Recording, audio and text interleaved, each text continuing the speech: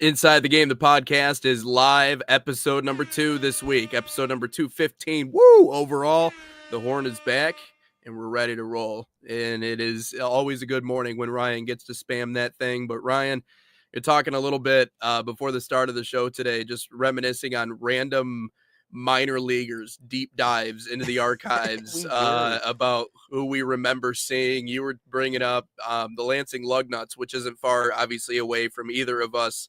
Bo Bichette, Vladimir Guerrero, who both played for that organization when they used to be affiliated with the Blue Jays, rather. And obviously now they're with, I keep saying the Oakland Athletics. It's going to take me a few years, and I guarantee you I'm going to continue to drop that on broadcasts from time to time because it's just, I'm not used to it. But the Athletics, wherever they are out there in the country, but affiliated with them now. But I've also seen some greats over my time, and I think that's what makes minor league baseball awesome. I know this is the soccer portion of our podcast, but like it's something that I don't think will ever necessarily go away during the summer because of the experience, because of the environment, and for dorks like myself who actually genuinely enjoy the sport to go out and watch future greats. You know, like I think Kevin McGonigal will be one of those players for the Tigers, the number 2 overall prospect in that top 100, which a lot of those lists coming out right now. I was just reading one from Keith Law before. Well, I'm just saying, Kev is going to be great. Not Tyrone Lorenzo. Well, he'll be great too, but I think he would be a really good trade piece. Josue Briseño, the most raw power I've ever seen during my time in West Michigan, hands down. And he's a catcher too, which is like, that's a diamond in the rough. Obviously, Max is great as well. That doesn't really help in the way of like patience with Tigers fans being like, they want to win now. Understandably, I know they want to win now. And I know that Scott Harris is, but I do think he has a plan. But anyways, we were talking about some greats that we've seen throughout the years. Obviously, I got Nick Castellanos, who is with the Whitecaps. The worst timed home runs. Eugenio Suarez was a West Michigan Whitecap. I saw him with the Caps when he was in Detroit. He sucked in the postseason this year. Yeah, he wasn't great, and I know that Tigers fans were like, "Go get him at the deadline," and that probably wouldn't have worked out all that well. Who knows? But and Curtis Granderson, oddly enough, was also played for the Whitecaps for, I don't know if it was a rehab, or if it was what it was. Maglio Ordonez also came down. Anyways, I just had to kind of rub that in as much as I could because you're Detroit, so you get to see all the big teams over there, and you're a short throw from Ann Arbor, so you get to go to their games all the time, you know. So, yeah, I would. Yeah, we get Whitecaps baseball, so you don't get to experience that. Sorry. Yeah, don't worry, people. We'll be talking about some U.S. men's national team youth prospects here today. We'll get to that. We'll get to that. 2 players are going to be making moves here with European sides. One from the U.S. from the USL to Germany, and one from Liverpool to Porto. But no, you're right, because what basically spiraled this is I sent Nate a TikTok yesterday of I'm just doom scrolling there and trying to see if TikTok's working, and it seems like TikTok's working. Some of our views are back to normal, but I just saw a Vladimir Guerrero Jr. ground ball to Fernando Tatis, and I was like, that's the Lugnuts, and I just sent it to him. And by the way, for the people who don't know, Fernando Tatis Jr. is my favorite baseball player of all time. I've never seen an at bat of him, but he's my favorite simply because his walk-up music is My Girl by the Temptations. Simply my favorite player because of that reason. I hope he wins MVP every year. I don't care. I hope he wins MVP. But no, I think if we like look back at, I think everyone kind of likes to say like, oh, I watched so-and-so in high school football. I watched so-and-so in high school basketball. Like I got to see sophomore year Will Johnson play safety against my high school. Like I got to see that. Like I got to see a whole bunch of gosh, what school did he end up at? I forgot. I forgot what school from Roseville what school he ended up at. It was a basketball player. But there's a couple that made it a little bit bigger. But no, it was oh gosh, not Roseville, Dakota. Ryan Rollins, who now plays for the Milwaukee Bucks. Oh yeah. By the way, 1-0 against them. 1-0 against them. Just putting it out there. NBA players can't beat me. I didn't even play a single minute, but it's whatever. But no, it's great to see some of those like young players at a young age, just to say that, oh, I got to see so and so do that. But no, Yeah. it's great. It's great. Yeah, well, and hopefully we can see some future greats on the soccer side of things too. We talked about Donovan Phillip yesterday, so let's get into the soccer conversation a little bit here in hour number one. Welcome back in, by the way, inside the game. We got Salt Athletic bags very quickly before we get to this that we are giving away. We have a discount code for you guys. We'll show you, but that's exactly what we got for you. Yeah, you can even use it as a mask. That's true. I didn't even think It about is that. cold You can put outside, smelly so stuff in it. like I didn't There you go. think. Yeah, you could You use it got a as like shield from the sun. There you go. Just wrap it around your face. Perfect. yeah. But I'll yeah, we give got you. about 100 of those puppies. Yeah, well, I'll read this at the end, so stay all the way to the end if you want to hear more. If you miss it, but yeah, we have a live Salt Athletic bag giveaway, 21 weeks. We have 21 total bags. We'll be giving out every Friday. I think we're doing it during the show. I think like on a wheel. I don't remember the exact thing, but if you head over to our Instagram, Nat Soccer TV, uh, give us a follow. Make sure you tag a friend in the comments, like it, and comment hashtag NSN Salt Giveaway.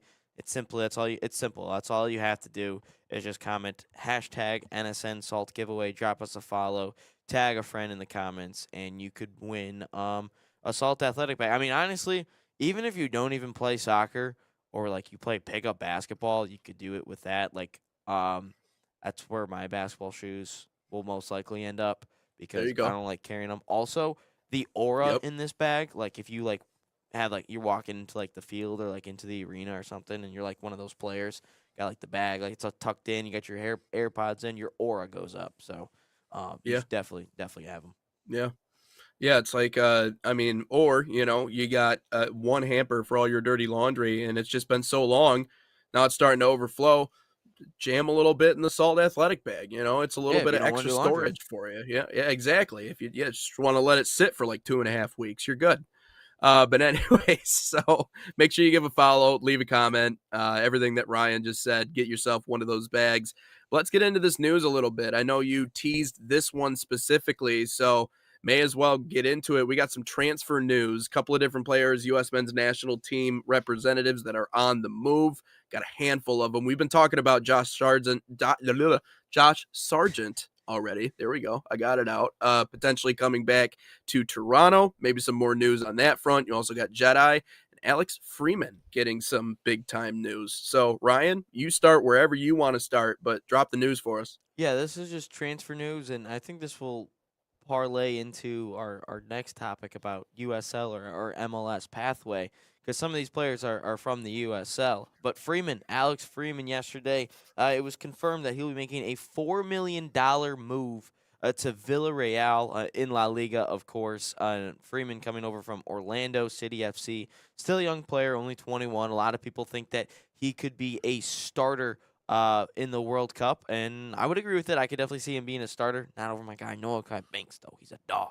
But yeah, Freeman, and Freeman could have actually moved for a free at the end of this year, but decided to move over to Villarreal. If he plays a game this year, he will become the 25th American to play in the top 5 leagues all across Europe. So shout Woo. out to Alex Freeman and all of Okay. our Yanks abroad at this point. And then this one, this is kind of what has spiraled maybe that conversation of USL to or MLS pathway. Pedro Guimaraes will be leaving Orange County in the USL to join Frankfurt. This is just a 17-year-old Pedro Guimaraes, the left back, into Hmm. Frankfurt, in all the way into the Bundesliga. Whether he plays or not this year, that's a question, and time will only tell. But also, we talked about Ricardo Pepi yesterday. Is he going to Fulham? Now could he be going to West Ham? West Ham has currently entered the race for Ricardo Pepi. Of course, $38 million is the price tag on Ricardo Pepi, or at least that is what it's been reported that Fulham wants to offer. And then another 19-year-old, this time Kelro Figueroa, loan move to FC Porto with an option to buy for $4 million after the fact. That's right, 11 goals in 12 games in the English Premier League too. That's just kind of like the academy ranks, the youth ranks there. That has nothing to do with the championship, which Wrexham is in. a little bit later on Wrexham in this hour. But that's another big move. And if people who don't know what an option to buy means, it just means that after the loan move is over, there is a set price tag on if the club wants to exercise that option, but that is the price. They don't even have to negotiate the price anymore, but that is the option after the fact. And then this one is interesting. Yesterday, it was reported that in the summer, Jedi could be moving back to Merseyside, whether that's Everton or Liverpool. Seems to be leaning Liverpool over Everton at this point, simply because Andy Robertson is most likely on his way out, the long Scottish left back. The captain, he's been at the club forever. It feels like he could be on the move. Andy Robertson out to Tottenham, and Jedi Robinson could be his replacement. They really like. I think Robinson would thrive in this system. The overlapping runs that we see so much, the crosses into the box. That's the way he plays for Fulham. That's the way he plays for the U.S. men's national team. But I think a move out of all these moves, I think the Jedi move would be huge because we've already known that Jedi is kind of arguably one of the best left backs in the Premier League already, before the injury, obviously. And he goes to a big side like Liverpool who needs a new left back. They might be sending Shimikas back to Fulham in exchange for Anthony Robinson. So that opens up another outside back role for Anthony Robinson. But I think he would thrive in this system. The overlapping runs, the crosses, getting forward. That's the way Liverpool wants to play. I think it'd be a great move for Jedi. He's only 28 years old. Robertson on the way out. And I think this would be a phenomenal move for Jedi because he's a really good player, but can he take that next step? And Nate, this could be a conversation maybe for another day, or maybe we can have it today. But it feels like now that the Americans, they're making their way overseas, but it feels like we kind of need to see more Americans start to dominate at the bigger clubs. Like we see Pulisic, AC Milan, we see McKennie with Juventus. Tyler Adams at Bournemouth. Bournemouth, not a big club. Anthony Robinson doing it with Fulham. Fulham, not quite the level of what a Liverpool is, but if we can start to see some Americans dominate in the bigger clubs all across Europe, I think we could be in a really, really good spot with the men's national team. Is it safe to say that Alex Freeman is one of those players, or can be one of those players? I think mean, can be. I wouldn't say yet. I think can yeah, be and a it's good one. of course it's not a sure thing. I mean, he's coming out of the MLS. He is just 21 years old, so there are considerations. This is the trial period. Right? This is his first real shot at playing in European football. So for Alex Freeman, I think everything is on the table. But I had mentioned it that looking at the younger group, right? Like let's go from anywhere from the 17 to the 21-year-old group for the players that are either representing the U.S. men's national team, whether it be on the U20, and we've highlighted a lot of those players, whether it be someone like Alex Freeman, who is obviously just outside of that group. He's 21 years old, now transferring out of Orlando. We've seen what he's done with the U.S. men's national team. I believe that group and that crop of players, right, anywhere from 17 to 21 is the most promising group that we've seen developed in our home country and maybe in history. I think we have a strong, solid backbone in a base that continues to develop. And I think Alex Freeman is kind of head of that list. If I were to think of all those different players that I just mentioned, the U21s, you had talked about how, well, if they were good enough, they'd be on the senior team. That's probably fair, but I think Alex Freeman is the best of the bunch. And so this is just another indication of another American player out of Major League Soccer that's getting an opportunity to go really take his game to the next level in Europe. And I think he could really be, I understand that we want to see them dominate more, and that's obviously our goal all the time. But this is where it really starts, is moves like this. Now, the players that we already have, I think you just go on an individual basis. What Christian Pulisic doing is exceptional. I don't think anyone's taking away what Pulisic has done in Serie A, unless, of course, you're not from the States, you're from Europe, and you just disrespect the American game in general. Then obviously you're going to be willing to kind of pass up everything that he does. Tyler Adams, obviously not a bigger club, but I still think he's played great. Jedi is a different story. I think the injuries are concerning. I don't know if they've completely derailed his career, but you said, can he get back to where he was pre-injury? That's the biggest question for him. I think Chris Richards is starting to emerge as maybe not a superstar, but I certainly think he is an important key piece on a team that needs him in order to win big games, in order to win championships. I mean, he is what he is, and he's set in his position there. So, I think if we're gonna talk about, we don't have a Messi or a Ronaldo or any of those top end players. Well, I think Christian Pulisic is our best, but I think this is a building from the bottom up thing. I think Alex Freeman is certainly number one, or at least towards the top in that group. No, I agree with you, and I think age plays a little bit of a factor in at this point with a guy like Yeah, Alex Freeman. I mean, right. some of the guys that I listed there, Figueroa and Guimaraes. I mean, they're young Yeah, players. They're under 20 years old. I mean, at yeah, some point, like it's not like I don't think the U.S. will ever produce a Lamine Yamal or a Kylian Mbappe where they're killing it at age 16 or 17. That's just not the way that American yeah, soccer players at least operate. Like if we even look at Pulisic himself, he didn't. He didn't dominate the world at 17 or 18 years old. I mean, for the men's yep, national team, he was starting all the time at that young age. But if we look yep, at the grand scheme of things, in everything that he was doing at Dortmund, he wasn't playing week in week out, and even when he got to Chelsea, he struggled. I mean, also I don't know why you send any player to Chelsea if you're a young player. Don't go there. That's just too many players, bad situation, and your owner used yeah, to be boys with Putin. Just putting it out there, and that's why he had to sell to Todd Bowley. But I digress.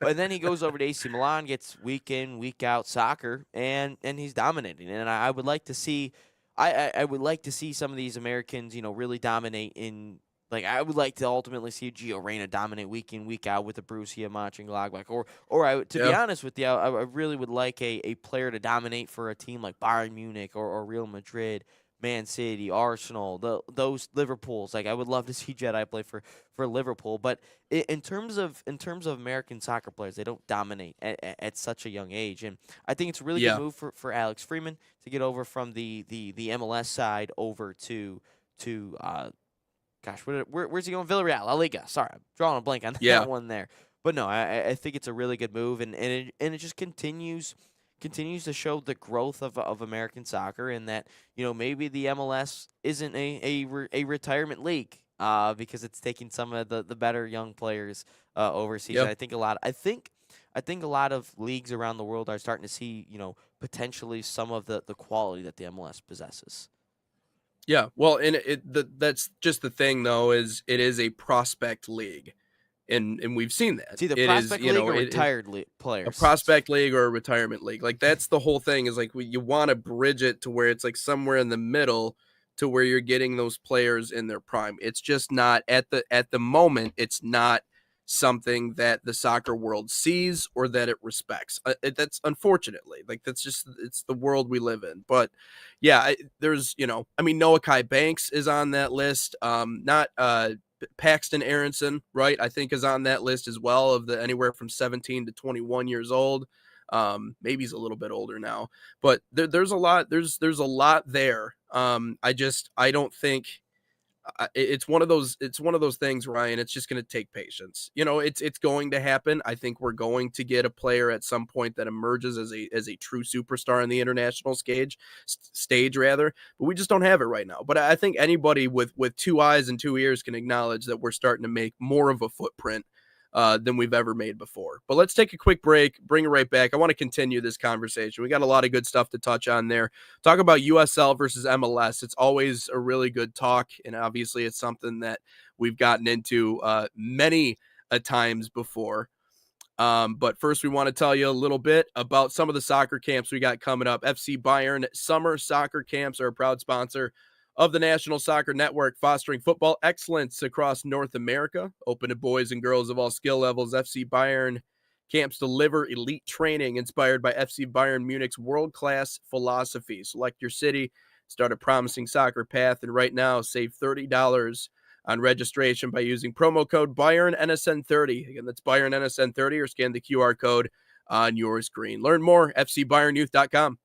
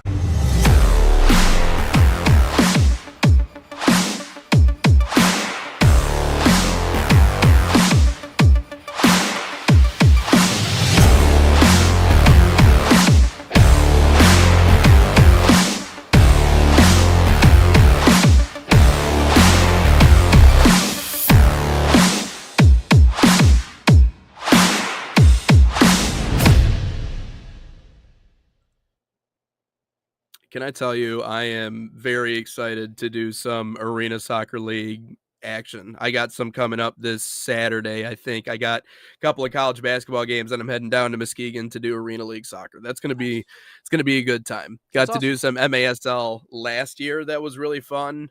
Chihuahua in Mexico, who's no longer a part of the league, taking on San Diego last year. Shout out my color analyst on that one. But anyways, we had a lot of good times. So anyways, you can catch all of that action right here on the National Soccer Network. Arena League soccer is fun, man. It's like hockey. That's essentially what you're dealing with. Lots of There's no goals. lots of goals. There's no checking, at least intentionally. There's no checking. You know, you might run into someone every now and again. You know, it happens. You know, it's a part of life. It's a part of the game. But it's a fun product for sure. But anyways, getting back into our conversation that we were talking about before we went to break. We're talking about transfer news. Some U.S.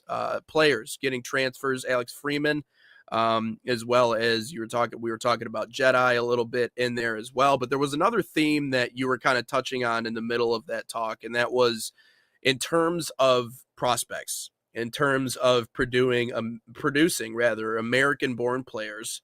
There is a rivalry emerging in American soccer. And in my mind, Ryan, it's the reason why we're seeing this arms race on both sides of the coin. We're Major League Soccer. There's a new team, I feel like, every other week that's getting a new stadium or a new Yeah. development or something else big is happening. And then on the other side, in the United Soccer, or either MLS or MLS Next, same exact thing. MLS Next is spreading their wings. Here in Grand Rapids, we know all too well about that because we have this big stadium right off the highway that's taking up half of the city's parking, but it'll be an MLS Next side come to play in Grand Rapids. So just right down the street from where I'm at. But on the other side of the coin, the USL is doing the same exact thing. We saw the renovations in Pittsburgh. We've seen obviously the reception in places like Vermont, Annapolis is just those fan DCFC. bases. DCFC, those fan bases. Oh yeah, true. They had DCFC. Why didn't I think of them first? They're getting a brand new stadium too. Sometimes you miss the But ones there that are is right in this front of your face. exactly. Happens But all the time. it is um it is an arms race on both ends, and it's exciting for soccer fans because we get to watch this like natural rivalry, and I do feel like it is that way, form between these two different leagues. And it's like a throwback to when the AFL and the NFL were a thing. Like you have two top end professional football leagues in the United States.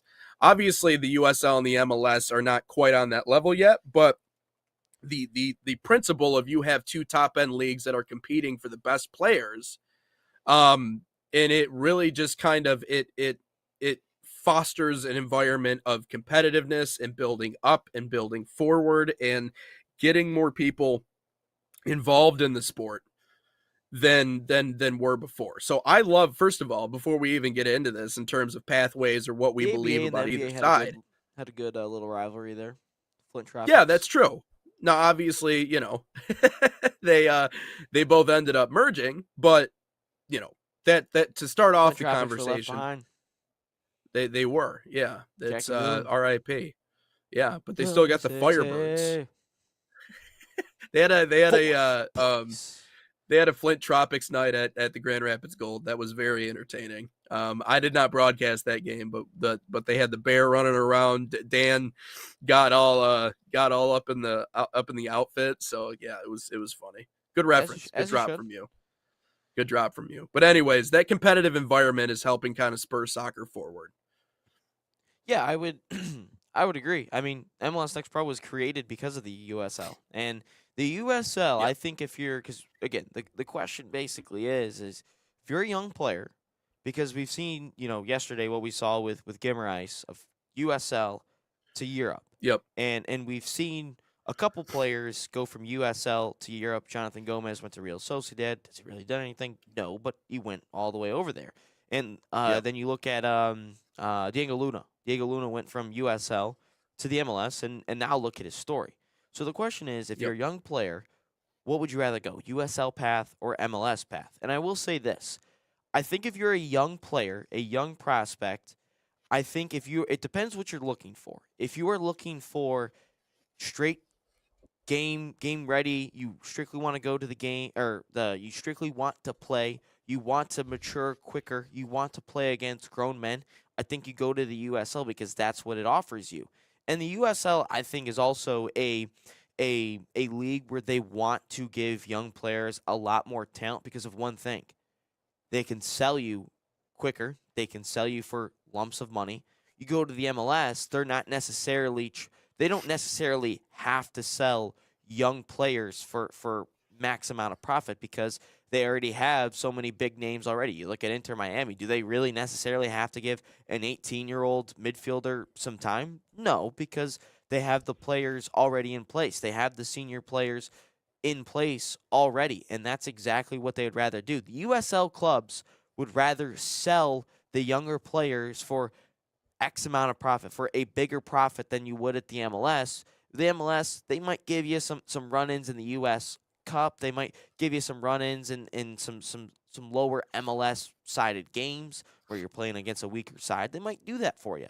But the USL is simply there to get you in, gets you some game time, and all of a sudden ultimately sell you for a bigger profit because they need the money more.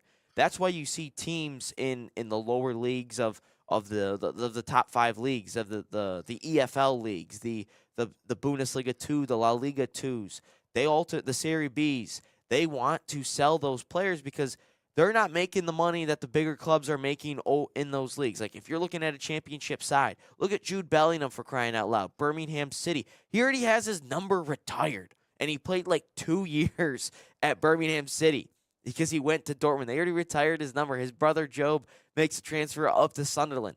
Like the whole point of those lower teams are to give some game time, take a chance on a younger player to ultimately then sell them for bigger amounts of money. I think if you're looking for more game time, you go to the USL. But also you got to look at the MLS side. You're going to get better training. You're going to get better coaching. You're going to play against better talent week in, week out. And especially in your training sessions, you're going to play against you're going to play against better talent. But if you're trying to mature quicker, you're trying to get more game time, you're going to play against grown men, you go to the USL. So I think it all kind of depends what type of situation you're looking for. But if I had to say one personally, I think the USL pathway might be a little bit better than the MLS simply because of some of the things they've produced. But I don't know. I still think you go USL because I was almost trying to convince myself that it's the MLS, but no, I still think it's the USL. I think the USL pathway is a little bit better. I'm going to talk about. I feel like there are 2 different sides to this conversation. First off, I think Major League Soccer is in the business of protecting their assets. Yeah, I I'd don't agree. think the MLS necessarily wants to be the team that just bleeds talent. You know, and it almost kind of reminds you of those like mid-tier college programs, right? To make like an American comparison, like you don't want to continue to bleed talent year in and year out. Like you want your team, your school, your organization to be the destination. And so for Major League Soccer, they are very much in the business of we need to protect our assets. We need to protect our best players. Not that we need to manufacture parity, but they need to have some level of parity, because if you just have, obviously you have the best player in the world in your league, and that's great, and that's a massive step forward, but that doesn't make a league, right? 1 or 2 players doesn't make a league. So I think for Major League Soccer, because they do treat themselves like the big dog on the block, you're right, Ryan. They're not going to be willing to let go of their assets or the players that they deem to be their most valuable assets as easily as a league like the USL will, simply because I think the USL sees value in those players signing big contracts or going over to Europe or producing those level of players, because it shows a level of maturity, and it also shows that Europe is now willing to actually look at the USL and go, okay, some of these kids are legit. It's not just a rec league, in other words. So that's the biggest shock in my mind. You know, it almost feels like someone going from a Division II program to the professional ranks. Like, is the USL what the MLS is? I don't think quite yet, but it's certainly getting there. And it shows when Europe is willing to, you know, teams from Europe, clubs from Europe are willing to make these moves. So from a prospect perspective, I absolutely think if I want to, as you said, number 1, play right away, number 2, make an impact right away, and number 3, not have to deal with as much in the way of, you know, contract and having to negotiate these things nearly as much. I just imagine there's more hoops to jump through with Major League Soccer simply because it's been around for longer. We've seen the USL really take on life in the last 5 to 10 years, but it's not quite structurally as an organization where the MLS is. Now they've made massive decisions. I mean, you think Tony Scholes that they brought over to be the new head of the new Division One level. I mean, they're really starting to put together an organization that can rival Major League Soccer. The other side of this, it again, the question was about prospects, but I'll even talk about like fans. Like from a fan perspective, I feel like the USL has done a really good job of creating a more authentic experience for soccer fans. Yeah, that's what I'm saying. But I think it's accurate, man. And I think, the one of the things that is so charming about football in the UK and all that is that there are these stadiums are like literally built in the middle of neighborhoods. And I know I've said that before, but like that's, like right around the corner. Like there it is. CFC? You walk from the pub to the stadium, and the cheering sections, like they just seem like they have a level of almost crazy to them, which is like, okay, that even feels more authentic, like you watch, it doesn't feel authentic. So I even think from a fan perspective, I think the USL rather is creating a game that like people actually feel like this is our kind of version of what the world experiences, whether that's in France or Spain or England or Germany, anywhere else. And so that's another level to that. But yeah, if I'm a young prospect and I'm a scrappy one, and I think the important thing is that Major League Soccer didn't get their hands on you early enough, because that's the biggest thing. Like if Major League Soccer gets their hands on you before the USL gets to you, especially if you're young enough, like that's why I think a lot of these leagues are going after and trying to target kids that are anywhere from 10 to 12 years old, because they're an asset to them.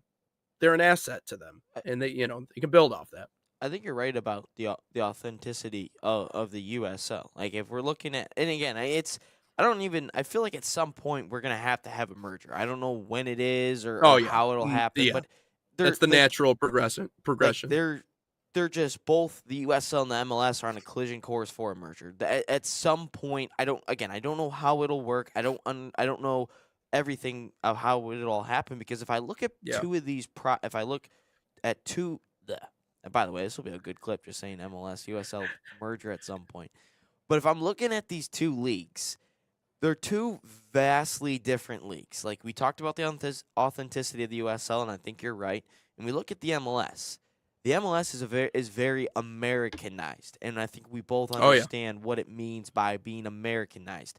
You just have to pay a fee to get in. You don't have pro rel in it. You ultimately have a draft in it. We saw that with Donovan Phillip getting signed with a third-round pick. And by the way, Europe hates that there's a draft. Like, they ultimately hate it. But if you look at it, they're two different styles. Yes, there's an academy on both sides. Like I feel like the MLS is kind of just flirting with being a European-like league, being authentic-like. But at the same time, they still want to have that American feel, like the NBA, the NFL, the NHL, the MLB. They want that still feel of it. But the USL, it just feels like again, if we gets to pro rel, because that's where they're heading. But I don't know if it's going to eventually get to that level because of everything and all the logistics of it all. But it just feels like it's going to be an authentic thing. And you're right about the kids. It's how do you reach the kids first? The USL, does the MLS? Like ultimately, like if you look at it, I think the USL is going to produce tougher players. I think in the grand scheme of things, I think in terms of being maturing at a younger age, getting more game time, and ultimately shipping you out for the most amount of money that they can. But if you look at the MLS, it just feels like it's a little bit greener on that side because of all the resources that you have. The first team that plays at such a high level in all the different players that are there, Heung-min Son, Messi, obviously, Suarez. We've seen Thomas Mueller, obviously, with Vancouver. So I think at some point that these two clubs or these two leagues will be on a collision course, and I think they'll start to intertwine the teams together, and eventually it'll be a pro-rel system. Do we get there? I think we do at some point. Does it happen within this decade? Probably not. but at some Right. point, I think we get there. Well, and the other thing that I think the USL has thought about that I think they got to jump on Major League Soccer is, okay, there are more USL teams, I feel like, in more areas of the country than there are Major League Soccer teams. And I think that's another thing, is that they're targeting key areas where Major League Soccer isn't. Like, that's the part of this Yeah. conversation that we don't really talk a lot about because of just the landmass size of the United States and just how much room in all the different areas and the corridors and the different places that maybe are not getting nearly as much attention from a team like a league like Major League Soccer, obviously, because you're restricted in how big your league is. You can't just add new teams. Like, you would have to have an expansion, you would have to have an expansion draft. Obviously, with it being a closed off league like it is in the United States, there are hoops to jump through to add more. Obviously, you have MLS Next. You talk about the necessity creating that, and they're growing as well. But I just feel like the USL has done a good job also touching on different communities in the country that maybe weren't being reached by the original league in Major League Soccer. We brought up Vermont, we brought up Annapolis, we brought up different locations throughout the course of the US. Louisville's got one. Louisville's really got good one. one. Detroit is a prime example. Yeah. There's no Major League Soccer team here. Like Chicago is our closest option. So, like, Detroit City FC, right? It would be Chicago. No. That or Cincinnati. Or no, Columbus. Columbus would be the closest. For you guys. Sorry. Chicago for me because Grand Rapids. But gotcha. anyways, I get what you're saying. Just real quick, 108 and as of early 2026, the USL is operating over 180 teams across its men professional and pre-professional divisions in the United States, 24 teams in the USL Championship, and then obviously the MLS has 30. Just want to put that out there real quick. Yeah. And so you have, how many levels to the USL right now? So I know they're adding Division 1. So there's 1 championship, 4 2 or 3. I think 4 or 3. Because you have the championship, 2, Division 2, League 1, USL. We'll do a quick search. Something I think like it's that. like 4, I think. Right. Well, and so you want to talk about Donovan Phillip. Obviously he's in Major League Soccer now, but he was Flint City Bucks I think they're a USL 2. They're a USL 2 league side. 4. Division 1, Championship, League 1, League 2. Yeah. So Donovan Phillip was playing in the lowest of those 4 leagues in the USL. Oh, there's 3 at the moment. There'll be 4 once the pro rel gets set. Okay. And all right. Yeah, because it says USL Division 1 will be launching as soon as the pro rel system. Championship is obviously the top. That's where DCFC, Louisville City are, and all that fun stuff. So 3 at the moment, 4 as soon as this pro rel system gets underway. Yeah. Is it as put together as Major League Soccer is right now? No. But I think the USL continues. It has a ton of potential, and they continue to do the things that they need to do that I think American soccer players, they always talk about the importance in a business of like pulling your audience, pull your customers, see what they want. And it almost feels like the USL in a way has kind of looked at the American audience and goes, what do you guys want? Do you want pro rel? Okay, we'll try to figure out a way to do that. Do you want soccer teams in places and parts of the country where Major League Soccer has had no business being in? What do I want to do cheering for Chicago, FC? Like, why do I care? Like, yes, they listen to that. There are just certain things about, again, the authenticity of the league that they're creating that I think that they've received well from American soccer fans that have gone out and been like, hey, so no, good conversation, man. There are pluses and minuses to both sides. Obviously, the MLS does a lot to protect their assets, and so I think there's more security there. But in terms of playing right away, making an impact right away, in doing in a league that is fairly easy to break into, easier, I should say, the USL, I can't imagine a better place to do it. But let's take a quick break here on Inside the Game. We'll be back for our final segment here of hour number 1. I do want to tell you about soccer camps we got coming up. Another team coming to the United States, that is Man City. Manchester City Soccer Camps, proud sponsor of the National Soccer Network, bringing world-class training inspired by Man City's global football philosophy to play across the United States. Open to boys and girls of all skill levels, these camps focus on technical development, decision-making, and playing the game the City way. Right now, you can save $30 on registration by using promo code MCNSN30. Again, that's MCNSN30, or scan the QR code on your screen. Find a camp near you, usacamps.mancity.com.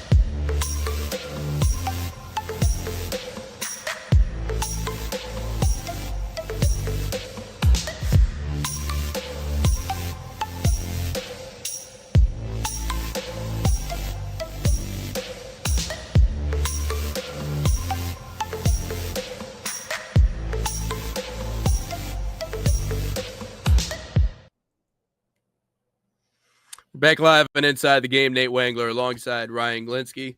Sorry, commercial break a little bit longer there. Had a roommate that was stuck in the snow, so I was pushing him down the driveway. It came down in buckets again last night. I thought it was done. I thought it was over. I thought we were in the clear. But apparently I'm not going anywhere today, so that's okay. You know, we'll make the most of it.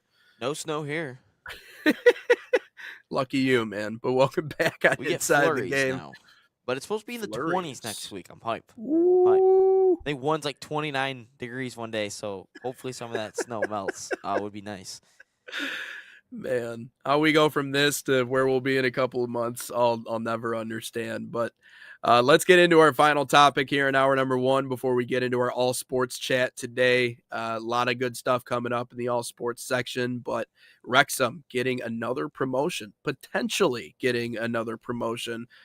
This has been, in terms of the best stories in soccer slash football, at least last year, in my opinion. I think Wrexham, obviously, you got the TV show, you have the element of, Ryan Reynolds and the Americans that are going over there and buying the club, and then the story of them and just what they did last year, really, and is just one of the more inspiring ones, I would say, of the entire year. But they continue to make headlines. So what do we have going on with Wrexham?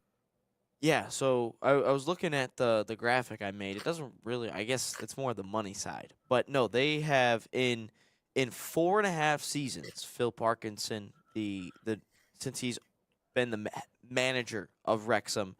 This obviously is kind of a little bit after when Reynolds and McElhenney took over, because of course I think they took over a little bit after COVID, a little right around 2021, right around that time.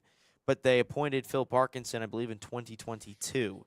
In 4.5 seasons, he has gotten Wrexham in 4.5 seasons, he's gotten them 73 places up the English pyramid. They currently sit in sixth place in the championship, and it's just incredible because no team has ever had 3 straight promotions. Wrexham did that.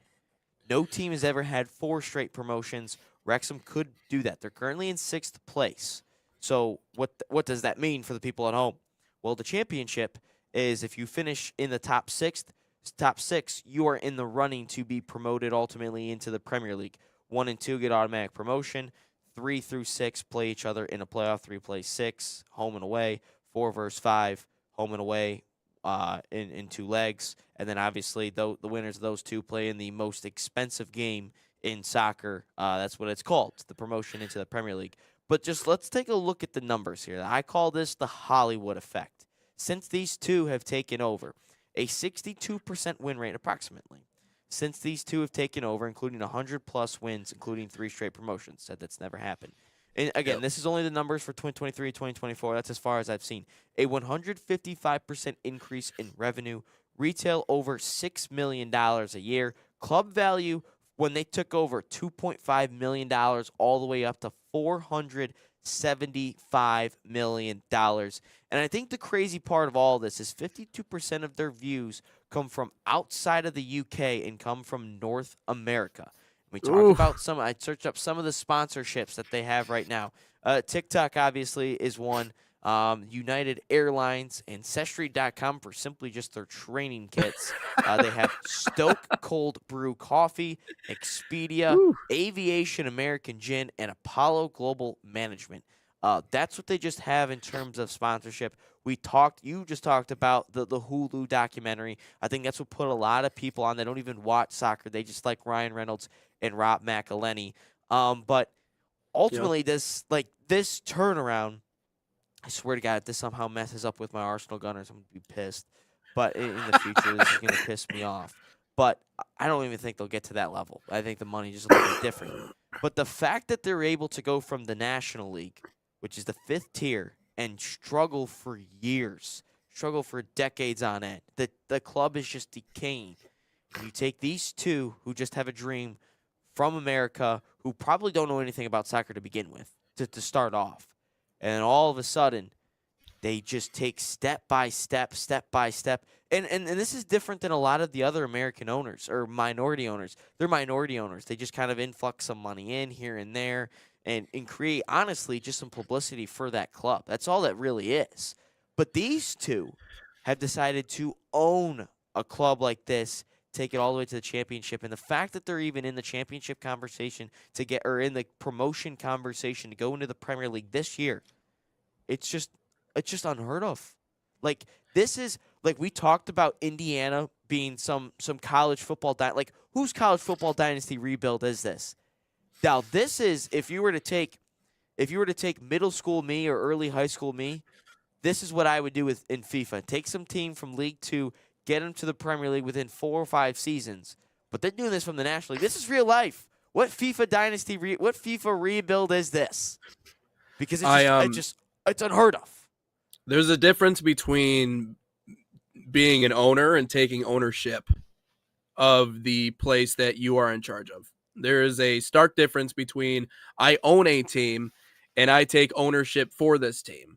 And I'm invested in the team and I'm invested in the community, and everything that I do is for the betterment of this group, right? That I've dedicated myself to, and getting them to the next level. I love your comparison, Ryan and Mac, to the rest of the American owners that are starting to break into the European soccer slash football scene. And again, we've seen more and more. And we talked about yesterday Americans that have stakes in soccer clubs and in places. You know, Tom Brady being another one of them. There is a stark difference between I have stake in an organization, but I got other things to do. You know, my name's on the thing. I spent the money. You know, if you need any sort of financial backing from me, I'm here to pay you. But I'm hands off, right? I'm a part of the ownership group, but I'm a hands off owner. Um, there's a stark difference between that and what we've seen out of Ryan Reynolds and Rob McElhenney when they took over Wrexham. They have immersed themselves in the community. They have immersed themselves in the organization. They have done everything in their power, from the documentary to the amount of money that they've inserted, to being a part of the community, to really trying to do everything they can to, again, make themselves an open book to what this European soccer experience is, and accepting the community and therefore becoming a part of the community. I actually saw a European commentator not long ago talk about, hey, I love more than anything to bash on American soccer fans because I think they're ignorant. I think they're full of themselves. I think they think they're much special than what they actually are, but they don't know the half of it because they've never been here and they've never seen the game where it was born. Rob and Mac met them halfway. Or Ryan and Mac, I should say, met them halfway. They really have embraced everything that there is, and they've embraced the community around the team, and that matters a lot. And so I think that's kind of led to this unbelievable rise from the ashes. And now, does money have a part? Does money have a role in it? Absolutely. I mean, like, we can't.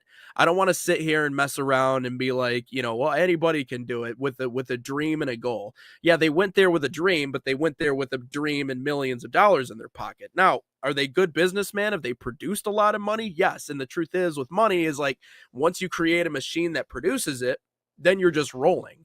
And they've created that machine at Wrexham. So I'm not going to tear down everything that they've done. Clearly, they've done great work, but that is the part of it that I think even Europeans look at and they're like, okay, these guys are different. Like, they're not just here to say, okay, I spend the money, my name's on the list, you know, Like I Tom have the Brady. note. Exactly, not like Tom Brady, because Tom Brady has 800 other things he's got. Whoa, you got me? Did I cut out? But you're frozen on screen. But I'm frozen on screen. All right, here, hold on. Let me do this really quick. Yeah, I think you bring up some really good points. With Tom Brady, yeah, he's got other things like oh, there you are. Am I moving? Other things like commentate and talk too much on TV and do all those other things. I forgot you don't like Brady. I don't like Brady as an analyst. I think he sucks. I think he talks too much. I think Greg Olson should have had that role. I think G-Reg should have had the role. And he should have. But no, if you look at it, Birmingham City, Wrexham, I think both of them are actually still in the championship. I think Birmingham City, they're both in the championship. But I also wanna say this is, like, we as an English Premier League fan, everyone shits on Man City because of money. Everybody shits on Man City because of the oil money. Well, you're only good because of the oil money. Yet everybody wants it. Everybody wants the oil money because you can just throw money at players and coaches and training staffs and academy facilities and training facilities. You can do that. And yet in the lower divisions, everyone's been shitting on Wrexham. Yet everybody wants it. Everybody wants the takeover. Everyone wants the money takeover. I don't care what team you are. Like, if you look at everybody wants an owner that cares. That too. Everyone wants the college football NIL takeover. That's what they want. And these two, who quite frankly, probably knew nothing. I think they said themselves, know nothing about soccer, know nothing about, even Right. the tiers. Nobody knows about it. But they come in, they find a club that has a good community backing. Like if you look at everything around it, and even the city of Wrexham itself, how much it's grown. And all the businesses, everyone, all of a sudden, everyone's got a ton of money in their pockets. Yet everybody wants it. You can talk about, money this. You can talk about the Dodgers. You can talk about Man City. You can talk about Ohio State with their NIL money. You can talk about Michigan with NIL money. But you know what? Everybody wants it. Also, shout out Mark Griffiths, the play-by-play guy for Wrexham. If you ever get a chance and see all because their winner this weekend, the Men in Blazers put the commentary of his over the actual video. Oh, that's cool. Unbelievable stuff. Cool. Mark Griffiths is really a passionate, unbelievable play-by-play guy for Wrexham. But maybe we should get him on the show. Maybe we should reach out and be like, dude, would you want to be on the show? Because I'm down. Because he's unbelievable. Listen. But no, that's basically what it boils down to is everybody wants it. Yeah. And everybody wants an owner that's willing to risk it for the biscuit. That's really what it comes down to. It's not even that. Just think about, even if you think about it, they didn't. I doubt that a lot of that money is influxed from just them. Just think about all the sponsors. No, that's no, exactly. And but using they're their willing. name. That's how they got a lot of the sponsors. Right. What I mean by risk it for the biscuit is doing everything you can to produce more money, to produce what you need to do to make this dream a reality. Like they hustled and got after it. I'm not saying like it was just from them. I'm just saying they have an owner that cares. They have owners that care, people that are invested. Even if I don't know anything about the sport, it doesn't mean, Ryan, that I can't look into who are the best people to surround myself with, because that would be my first goal. Like I'm not the smart one here, but I'm going to pay people to be in the right spots to do the things that we need in order to get to where we need to go. But definitely one of the more inspiring stories in sports right now. And if they go on to win the championship, or maybe someday the Premier League, that will be the biggest turnaround in sports history. No, they ain't winning no EPL championship. I'll tell you that right come now. on.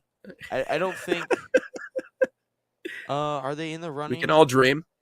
Oh, no, they're not really in the running to win they're 14 points behind. I don't think they won't win the championship this year, but they could definitely be promoted. And I swear, if they all of a sudden come in and win the Premier League, no, it's not. No, I do think shows like Wrexham, though, and other shows like it are certain. We talk about growing the popularity of the sport. Do it through Hollywood. Like if you want to take a page out of the playbook, you got to do it through Hollywood. But do you think that's more of just producing people to just watch the show rather than, like I mentioned the viewership outside of North America, but do you feel like just a lot of those, I feel like a lot of those fans that just watch the documentary to watch the documentary, they don't actually just watch the game. Like they don't actually just sit there like you do, let's watch the U.S. men's national team. Let's watch an MLS side because we watched the documentary. I feel like a lot of those fans just watch it because of the entertainment. Maybe they don't watch it just for. I think they just watch it for the Rob McElhenney and Ryan Reynolds portions. I don't think and the stories. I don't think they actually just watch the game. Oh, could be. Yeah, could be. I would be curious to know that too. But let's take a step aside. When we come back, we got our all sports portion here on Inside the Game, episode 2 this week. Telling you guys a little bit about some of the camps that are coming up here this summer on the National Soccer Network. Talk to you a little bit about Man City as well as FC Bayern. You can also chat about Barca Academy, a proud sponsor of the National Soccer Network. Official academy of FC Barcelona in the U.S., designed for boys and girls ages 6 to 18. Follow and replicate the FC Barcelona game model. Same philosophy used by Barca's professional coaching staff. Right now, you can save $30 on registration by using promo code FCB30. Again, that's FCB30, or scan the QR code on your screen. Find a camp near you, fcbarcelona.us/camps.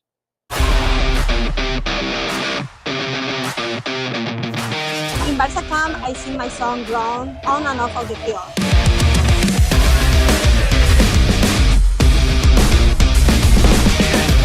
Don't miss the time to register. Sign up now for Barca camp.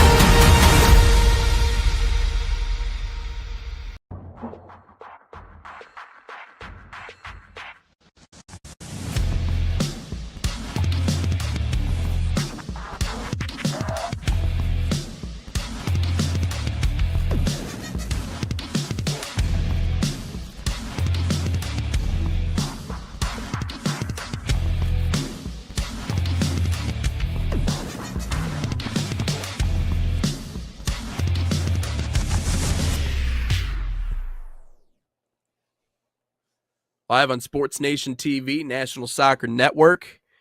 Everywhere and anywhere you find us on social media, we are live. Nate Wangler alongside Ryan Glinsky. Ryan, are you getting breaking news? I always see his facial reaction to stuff on his phone. News. All right, okay. All right, sources are saying La Liga sides Espanyol and Celta Vigo continue to have strong interest in men's national team and Real Salt Lake midfielder Diego Luna. A move happening here is unlikely here in January, as Real Salt Lake don't want to lose Luna right now, but they're open and expecting offers in the summer for Luna to go overseas. So, yeah, there just continues our talk on U.S. men's national team transfers, as it looks like Luna could be on the move again. All right, taking a look, 9 goals, 3 assists in 2025, 8 and 8 in 2024. That's not including his U.S. men's national team stats. But, yeah, again, that is, to your point, kind of piggybacks off of what we were already talking about, former USL product, and now maybe on the move to Europe. I will say that has to be, if it is possible, that is the decision right now for Diego Luna. If you want to start to really kind of separate yourself in terms of the U.S. men's national team conversations, right? Because he was such a light in the eyes of American soccer fans this summer, right? When we were at our lowest, like having someone like Diego Luna, just obviously his scrappiness, his character, all the things that we love about him, watching him go to work in the Gold Cup, that was really the lone hope. People were kind of grasping onto that. I know I turned into a fanboy myself, and I think people would still consider me a fanboy, but I don't think Luna. Oh, okay. All right. I get it. Okay. All right. Okay. Whatever. Kid's the truth. Say about you got a problem? Can't disappear in big moments. It's the only thing he did say about him. And he did. And he disappeared against Mexico. And I think while the MLS tag isn't as damning as maybe it once was, we are using MLS players. You talked about Christian Roldan the other day and how he should play significant minutes. Obviously, he's an MLS guy, and we saw people blow up, the minute Mauricio Pochettino began playing him in those international windows. But this has to be the decision for Diego Luna, because if you want to change the reputation around yourself, scrappy, energetic, all these things, culture guy, that's great. But the only way you're going to change that in a lot of people's minds is if you prove that you can play and be productive over in Europe. So I think it would probably be the choice for him. Some more breaking news this time. Even more in the football realm. We talked about him last week. Darian Mensah. He has reached a mutual agreement with Duke to get rid of his contract and hit the portal, and it looks like Mensah will be going to the U officially here in the next couple of hours or days, whenever it finally gets announced. But it looks like that Mensah and Duke have mutually parted ways and have agreed to a settlement. So maybe Mensah might have to pay back some of the university, which, again, I think is a very fair thing, and I think some of these mid-majors should start doing that. Start putting some tags on some of these players. But it looks like Darian Mensah also moving to a bigger team, and I think they might actually they probably play each other this year. Obviously, being in the same conference in the ACC. ACC. Let's see if it's up. They will. They will indeed play each other on November 14th. Wow. All right. Well, I mean, I agree. And I think these, the legal battles in college athletics, we're only going to see more of them when it comes to players and player movement. Something has to give. And much like we were talking about earlier with one of those things, Major League Soccer and the USL, them merging is only a matter of time. Another matter of time conversation that I keep having with myself is the bubble when it comes to NIL and paying players money. It's going to blow up. It's going to burst. Something is going to give. And I think, normally I don't cheer for the organization over the player. Like, that is even leading up to NIL, in independent conversations and talking to other people that I know that have been around the college game. there was always an idea of paying college athletes was another one of those inevitable things. Like, it was going to happen. Like, you can't realistically expect these kids to go to college for 4 years, not work an actual job to where they don't actually make any money or any sort of income or build any sort of credit themselves. All they do is play a sport, and you just pay for their education, you hand them a degree, and you send them on their way. That degree is only worth so much. I understand that it's valuable to have it, but I think as we've seen lately, people are like, it's not necessarily a guarantee. Maybe once upon a time when our parents were coming up, it was a guarantee that you'll have a job and that you'll at least be able to build something of your life. Now, a degree, yes, it is far better than not having one. It doesn't guarantee you anything, right? So to bring these kids in and to get all this labor out of them and extract them and make the money off of their backs and not pay them anything, it was wild to a lot of people. So we knew that paying players was going to happen. It was an inevitable thing. But now that we've gone so far extreme to the other side, we also know that there's something inevitable at the end of this, which is this bubble will burst, right? The portion of college programs that are not able to compete or keep up, despite how hard they want to try or who they bring in or whatever else it is that they do, there's going to be a break, a split in college athletics at some point. But at the very least, the schools themselves are starting to stand up for themselves a little bit and go, hey, you know what? This is getting utterly ridiculous. I think the NCAA is starting to stand up a little bit too. We've seen Trinidad Chambliss not be granted a 6th year or 7th, I don't remember what. And we also seen the UVA program or UVA quarterback not be granted a 6th or 7th year, 8th year. I don't even know which these 9th quarterbacks year, are. yeah. And I think that those are I think they're starting to. I think the NCAA is starting to stand up for itself, starting to prove that they do have some balls. I mean, I don't know how long it'll continue, but I mean, at some point, I mean, if you're a college athlete, like I get it. It's probably a whole money thing. I'm sure that's why Trinidad. Who was the Virginia quarterback this year? But at some point, I think that we will have a governing body. Chandler Morris is his name. I feel like at some point we will have a governing body and we'll actually have some restrictions on things. But I think at some point we'll get there. It just might take a little bit of time, and I think when we're gonna look back on the years of 2022 to 2026 now, probably 2027, we're going to be like, this happened.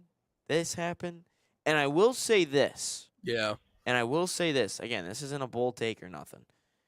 I think at some point, I think football in terms of the conferences and the teams will be its own thing. Because I think at some point, because the basketball coaches have started to express this, that this whole conference realignment thing is the dumbest thing there is.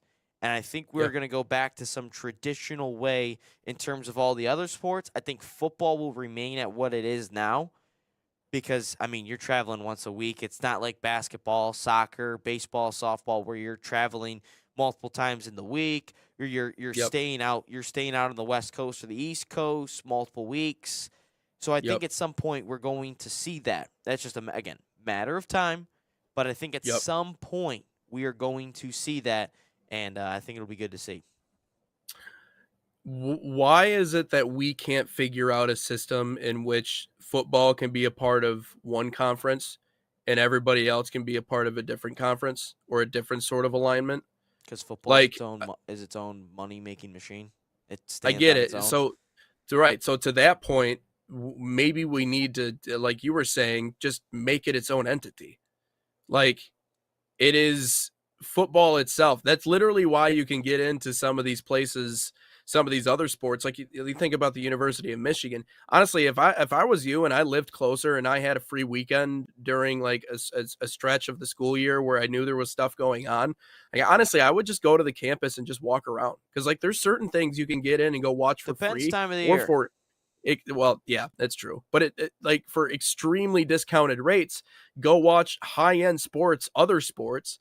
Mostly because football makes all the money. But football makes all the money. I don't think people are are walking and taking out of their free time to go watch Michigan field hockey. No disrespect. You don't want but to I go don't watch think Michigan baseball? they're Come not on, man. good. They're Yeah, not they're good. all right. The They're North all right. sucks. The North sucks. They got I was 2 gonna say World Series championships. when 2. was that? I think they've been to 2, I think. They've been to 2 or they've won 2. Yeah, the but then 60s, Ward but who's effed it up counting? again. Ward effed it up again. He let the coach go to Clemson, and like, who's good? Clemson. All the coach wanted, again, I don't know his name. I can recognize his face. All the coach wanted was You don't want to Hey. go watch some softball? no. By the What way, about lacrosse? nope, not doing that. Why? Why? Uh, It's like hockey. Nate, But you're just running around. some people aren't sports addicts like yourself and I. And I'm What about a soccer? sports addict when it comes to the big sports. You're sports addicts for it all. Like I'm not here to watch lacrosse and field hockey and all that fun stuff. You might be doing that, but I don't think a lot of people in the Ann Arbor area are gonna wake up one day and be like, you know what? I'm gonna walk over to field hockey and watch field hockey and spend $10. Want to watch cricket? Well, I could have. Go watch If you a go cricket to, match together. if anyone's watching, if you do want to go watch free cricket, go to Mount Pleasant. There's an apartment complex just north of campus where the Indian exchange students play cricket in the apartment parking complex like every single day. So if you do want to go do that, go to Mount Pleasant. You can get a game for free. You can just sit in the parking lot and watch them play. That's all I gotta say. Sick. All right. But no, We're gonna go watch swimming and diving together. How about that? You can do that. I'm gonna get I've- tickets. We'll go watch the divers. I've got better things to do than watch swim and dive. But no, I think Anyways, I think football Yeah. will be its own thing. It's gonna be its own thing, and it's like we should just call basically what it is. It's the NFL light. That's what it is. It's you can't say a minor league Right. system because the teams don't go directly. The players and teams, the colleges don't go direct. Could you imagine that? Could you imagine if like Michigan football was like the Lions like affiliate. yeah, that'd be hilarious. Or like Ohio State. The Browns would become good, except at the quarterback position. But Ohio State would be an affiliate for the Browns, and you think Yeah. like Cal, UCLA for the Rams and the Chargers. Like, but no, I Yeah. think we're gonna be moving in terms of the college game. I think we're going to be moving to with just football directly. I think football will eventually just become its own thing. It's gonna become its own thing because I think for the smaller sports, in basketball's not small, but the coaches have expressed they don't like the travel. And I'll say this. I'll say this. If I'm an athletic director, I'm simply doing this. If I'm an athletic director, if I'm looking at my school, my teams here, my programs, I simply go to the field hockeys, the lacrosses, maybe the baseballs, the softballs, all that fun stuff, and I go, look. I go to the head coach and I go, look, I'm going to be taking some money from you. It's going simply to football and basketball. However, you're just going to have a lifetime contract here. You're going to have 5 years. I'm not going to mess with you at all, but the only thing I ask is, as long as you don't make a bad name for myself, for the university or the program, or for the logo in the news, we're cool. But the moment you do that, you're fired. I don't care about the results. I don't care about this and that. But all I'll say is you're given like 5 years here. If the results are like astronomically horrible, yeah, I'll fire you.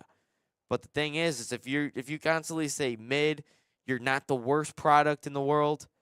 You can be here as long as you want, as long as you don't make a bad name for the program, myself, or the university.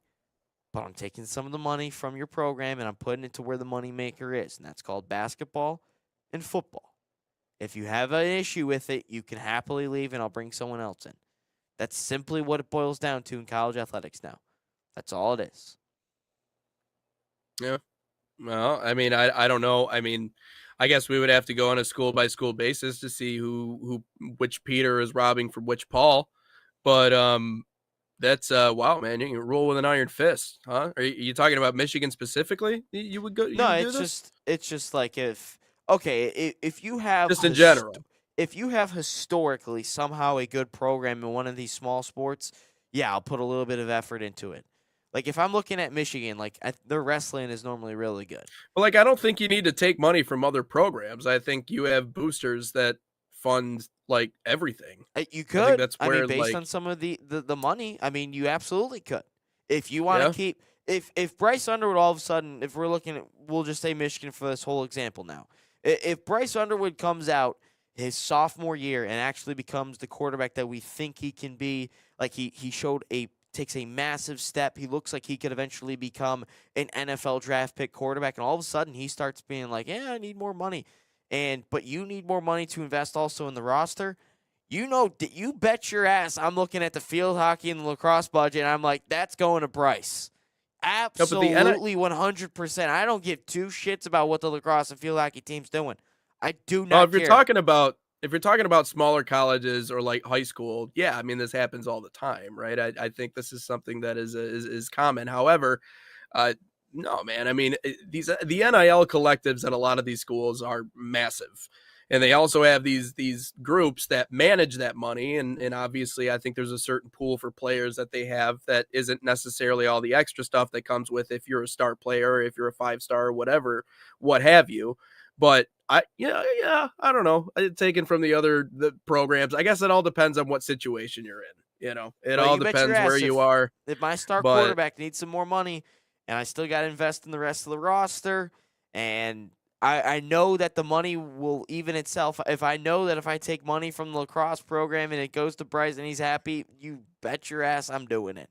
The hard thing is that as an athletic department, it makes you look a lot better when everybody's doing well. When you're producing 100+ Olympians, and across the way, Michigan State's got like a handful. If football's good, basketball's good. If I'm an athletic director, we're doing fine. There's more to the world than football and basketball, Ryan. There's a lot of good things out there. You gotta get out and explore life a little bit, I do explore life. It's called going for some runs, riding my bike. There you go. Going in the lake, being outside. Yeah, I'm not watching. I'm not spending $20 on lacrosse and field hockey. What lake are you going to out there on the east side? Lake Man-made lake? Lake St. Clair. Okay. The one that's a mile from my house. Good fishing out there. Good fishing. Good perch fishing. Good pike fishing. Good. Good. All right. Good bass. Good bass. A lot of good bass. You got a boat? My uncle does. Uncle's got a boat. Okay. Good. I don't personally. Perfect. My next purchase will be a jet ski. Myself personally, I want a jet ski. Really? You getting one of them stand-up ones or one of them? No, it wouldn't be the stand-up ones.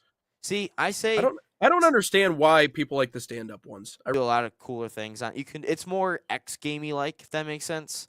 You can ride a lot of waves more. You can control it a lot better. It's a little bit smaller. Whereas I say wave runner because like jet ski is standing up, wave runner is sitting down, but people don't like that for whatever reason. A wave runner, you're not as in control of it. Jet ski, you control a lot more. You can do much more flips with it. It's lighter. So yeah, there's a lot more crazy things. You can turn it into the goddamn X Games, quoting Baywatch here. All right, moving on. Let's take a break. We'll take a quick step aside. We'll bring you right back for the second topic, talking a little bit about the MVP conversation.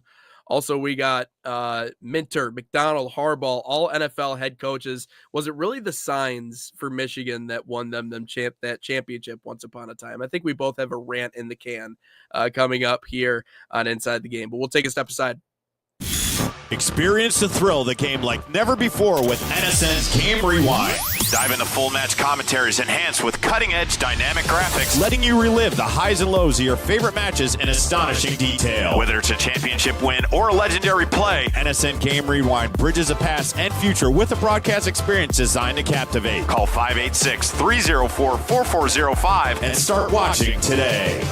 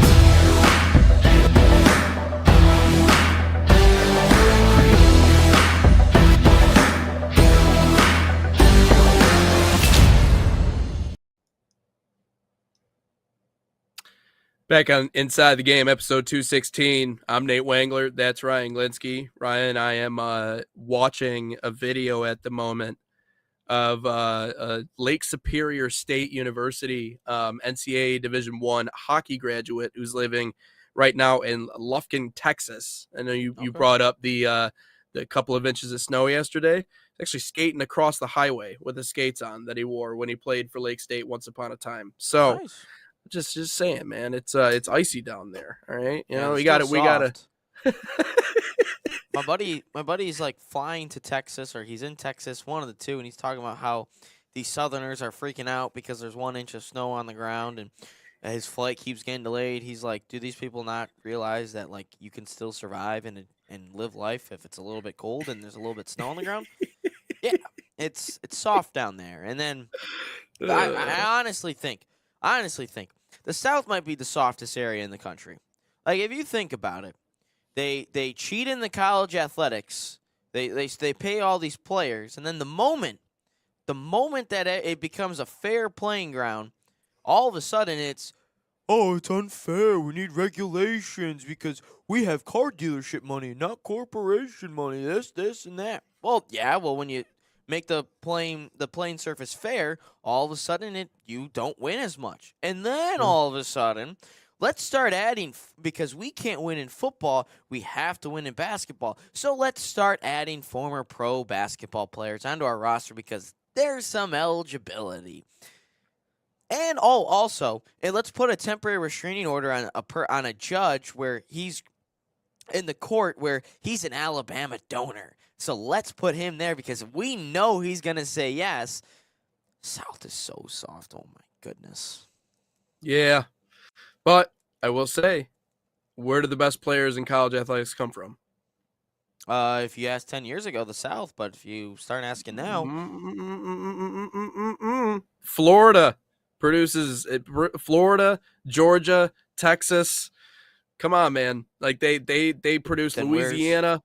Where's the Texas Football. National Championships? Where's the Florida National Championships?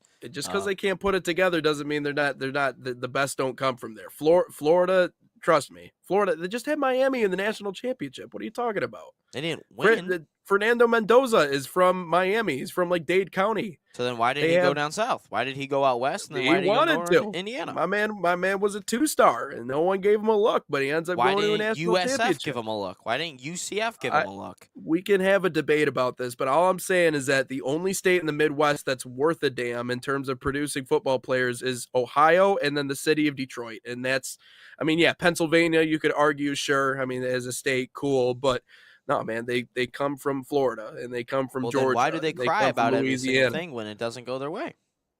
I don't know.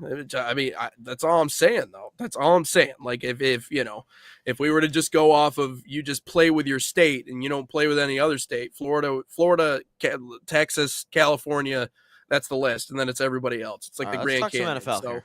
I don't know. I just putting that out there. Let's talk putting that NFL. out there.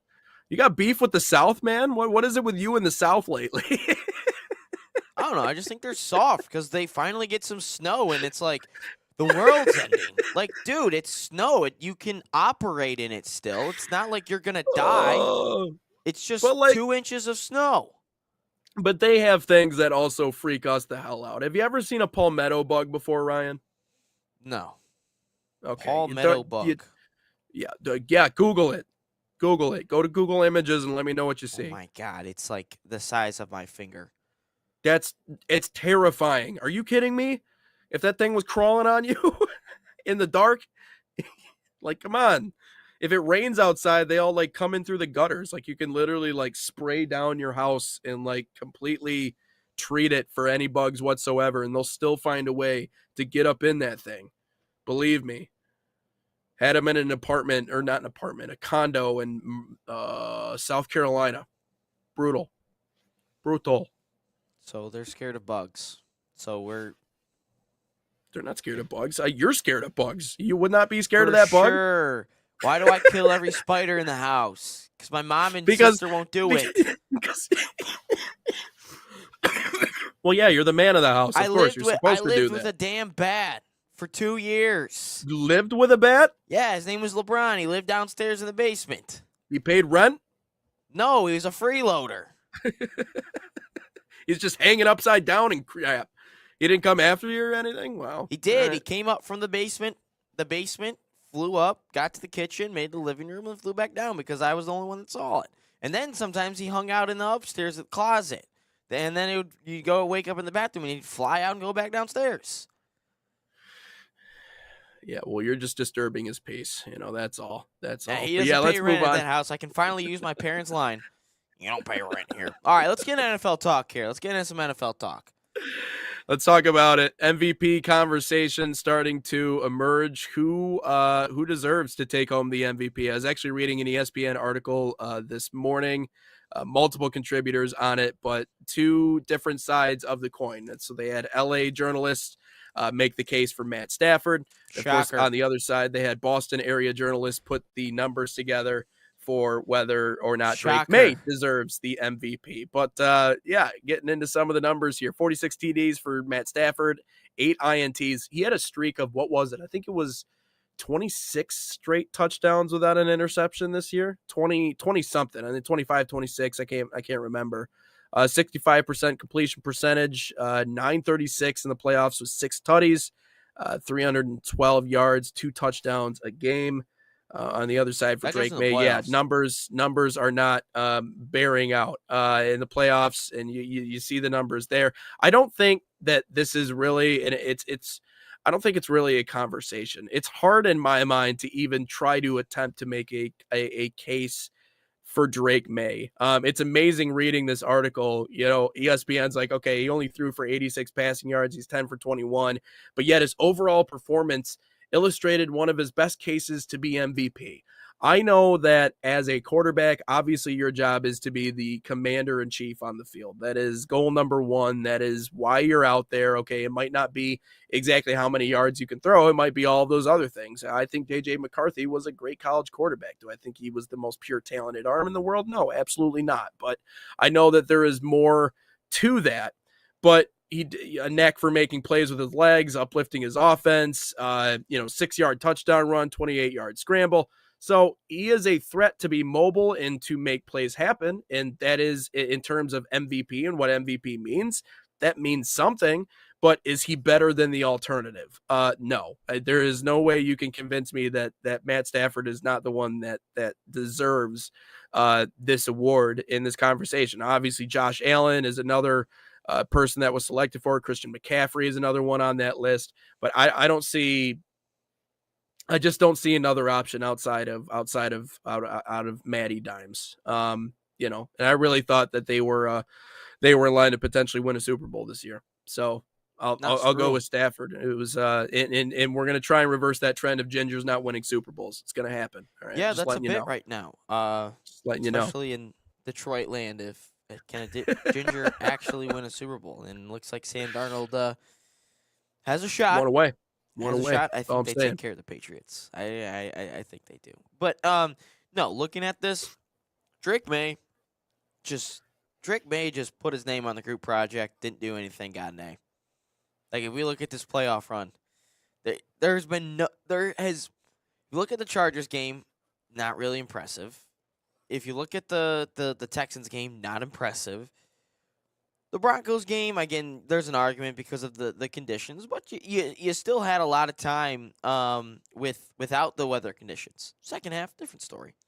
Yeah. But I honestly think if we look at this Super Bowl, I think the Seahawks are going to put Drake May in a blender. I really do. But I also think the Patriots defense is very good too, and I think they'll put Sam Darnold. I think it's going to be a little bit of a low scoring, but I think the Seahawks ultimately win it by 10, 14 points, whatever.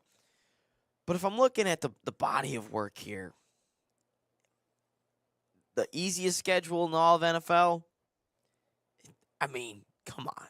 I mean, looking at the numbers here, 15 touchdown difference. I mean, sure, you could maybe make the argument that Stafford's got better weapons. I think he does have better weapons than just Stephon Diggs for the Patriots and Travion Henderson and was it Ramondre Stevenson? I don't know if that's his first name, but I'm just looking at it. I think Stafford just runs away with it. And I mean, if you look even at the playoffs, I mean, he was unbelievable in all the playoff games. Over 300 yards in 2 out of the 3, over 250 in all 3, couple touchdowns in each one. I mean, if honestly, we could somehow just make the NFC, if we could just get rid of the Patriots, put the Rams back in the Super Bowl for Rams Seahawks, I'd much rather watch that in the Super Bowl than the Seahawks Patriots. But no, I just don't like. I don't think Drake May's that guy in terms of you're not that guy, pal. You're not that guy. I just don't think Drake May's win MVP. I think it's a very easy discussion that Stafford should win. I mean, I guess you could maybe make the argument that Josh Allen should be ahead of Drake May. You could even make the argument that Christian McCaffrey could be over Drake May. But I think Stafford, let alone is the MVP. And I was talking about my dad with this during the game, the Seahawks game. I was like, Stafford just reminds me of like Justin Verlander, like really good with the Detroit teams, and then all of a sudden starts winning everything once he leaves. I know JV's got 2 World Series, Stafford's got 1 Super Bowl, so not quite the same in that aspect, but it just feels like they win more when they start to leave, and it's just awesome. Love it. Yeah. Yep, isn't that the truth? And I think of, when we talk about MVP, most valuable player, it is most valuable player in the National Football League, but you also have to consider what is their value to their team. And I think Matthew Stafford, as he goes, as offense goes, I think there's a certain reliance on his arm. The one year he went down, they sucked. Yeah, that is so heavy. Shout out pass Baker heavy Mayfield on the Rams. And it's so, but it's so oriented around what can Matt Stafford do with his arm? What he can do with his arm is the way that the Rams team, the way that they go. If he doesn't produce, they don't produce. So the value of him to this team, I think there's a couple of other quarterbacks I could probably put in Drake May's position who would have just as much, if not more, success than what he's having right now, just simply because of how that roster is constructed, specifically on the defense. I think they were a really good defensive team this year, and I thought that's probably the reason they would get to the Super Bowl if they did, and we've seen that, and we talked about it, starting to lean more towards a defensive league, but the reliance on Stafford's arm to really, in a lot of ways, just kind of put that team on his back and carry them to where they got this year is the reason why, if I'm looking at MVP, he's the most valuable player in that franchise right now. Yeah. I mean, the way he's playing. So that's the part where I'm like, I don't think there's much of a conversation or even much less a debate in my mind about who should receive this award at the end of the day. So if you look at Stafford, so before he gets there, when Goff was there, 11-5, 13-3, 9-7, 10-6, trade happens. Then you look at the year they win the Super Bowl, goes 12-5, wins the division, wins Super Bowl, obviously. Then the year he plays 9 games, 5-12 in 2022, and 10-7, 2023, 10-7 in 2024. And then this year, 12-5, loses the NFC title game. So Stafford's very impressive, and honestly, I mean, I know we kind of all said our piece here, but we could turn this back into a little bit of a Lions conversation. A little bit is how do the Rams, again, this is during the same time frame of what the trade with Goff and Rams and Stafford, I should say. So obviously different levels of where they're at in their timeline. The Lions go 3-13 that first year. Rams win the Super Bowl. No, and we didn't really have it. There was no really doubt that the Lions would suck and the Rams at least would be really good. And then all of a sudden, the Rams win the Super Bowl, start sucking, and then they start to do their own retool. I wouldn't say rebuild, but retool. You lose Aaron Donald, you lose Cooper Kupp, you rebuild that whole D line, and then all of a sudden, you're back in the NFC title game, and you're a drive away from going back to the Super Bowl. So like, if you're the Lions, you have your moment, and in 2023, you go to the NFC Championship game. You choke it, and then in 2024 you go 15-2, unbelievable season, losing the first round, and you don't make the playoffs this year. So like it just makes me a little pissed off watching that a little bit of the Rams. Again, it's not that I hate Stafford. It has nothing to do with the Matt Stafford aspect. The only thing that I disliked about it, and we kind of talked about this a little bit pre-show because about the Patriots, where dynasty sucks. All of a sudden, they get new head coach, new quarterback. Boom, they're back in the Super Bowl. Yep. But like it just annoys me a little bit as a Lions fan, and I think a lot of Lions fans have to agree with me on this, that you're in the same timeline as the Rams, and yet they've had, you could argue, more success because they win obviously they have more success because they win a Super Bowl. But since that Super Bowl, you could maybe make the case that they've had more success than you in the rest of it, and that just annoys me a little bit, knowing how close we were in 23 and how great of a team we had in 24. We didn't even win a playoff game. And it just annoys me a little bit. Yeah. Yep. And it's I said that before. And even like the Chiefs, I think of them as like my biggest case study with all of this is like, they'll be back. For a period of 40, 50 years, like they were terrible. Like they were not good. They didn't go to the playoffs. They didn't win championships. They didn't, or Super Bowls. They didn't do any of that. Like they were bad for a long, long time. Now, if we want to go all the way back to when like my dad was a kid, then yeah, okay, they had some good teams. But outside of that, like it has been a long, long time. And then for whatever reason, right, they just get a new owner in there. They get Patrick Mahomes. They get Andy Reid. And then they start rattling off Super Bowls like it's nobody's business, like Brady was doing in New England back in the 2010s. Like this is an earlier. But yet there are organizations that have just perpetually been either in the cellar or 500 that have never once like just had that year of success and then a turn back. But it's amazing how certain organizations can just repeat that cycle over and over and over again. And even if they are bad for a year, it's just a momentary step back before they're right back in the conversation. So yeah, it is frustrating. Yeah. And if Stafford ever goes into the Hall at some point, kind of like we have these conversations about Justin Verlander, like, is he going in as a Lion? Of course he's not going in as a Lion. Like, of course, like, I feel like the pictures of him, he would go in as a Ram.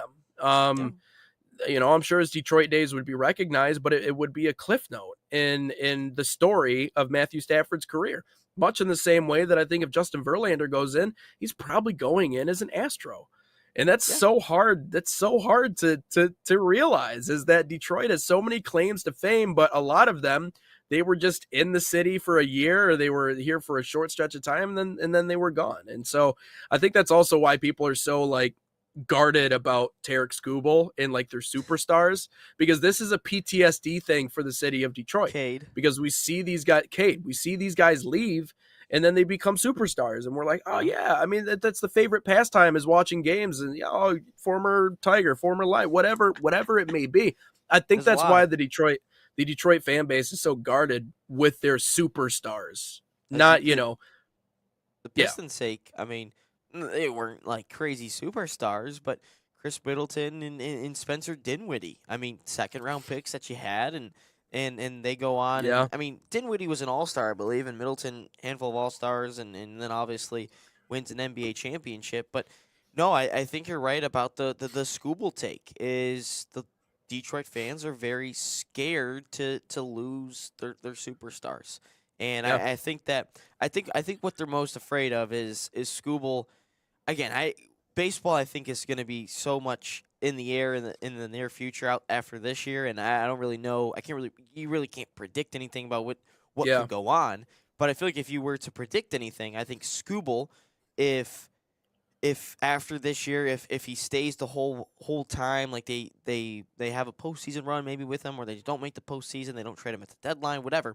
If they keep him, and all of a sudden he doesn't want to re-sign, goes signs with the Mets, signs with the Dodgers, the Yankees or something, wins a title with, I think it's going to be PTSD, deja vu all over again for these Detroit fans, because there's been so many guys. Like I think what was it, the 2014 rotation or the 2013 rotation?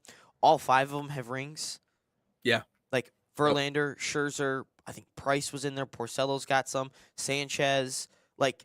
That just ticks me off. Like how great of a Tigers roster we had, and we can't do anything with it. And then you look at obviously with Stafford, he goes on and wins, and yeah, it's just luckily we don't have any Red Wings that have gone on and really done anything. I can't really think of anything. I think Jake Wallman obviously is a name that comes back recently because we gave away money. We gave away draft capital to trade him, and now he's good. And yeah, I can't really think of any other ones that can come to mind from the Red Wings, but notoriously with the Tigers. Notoriously.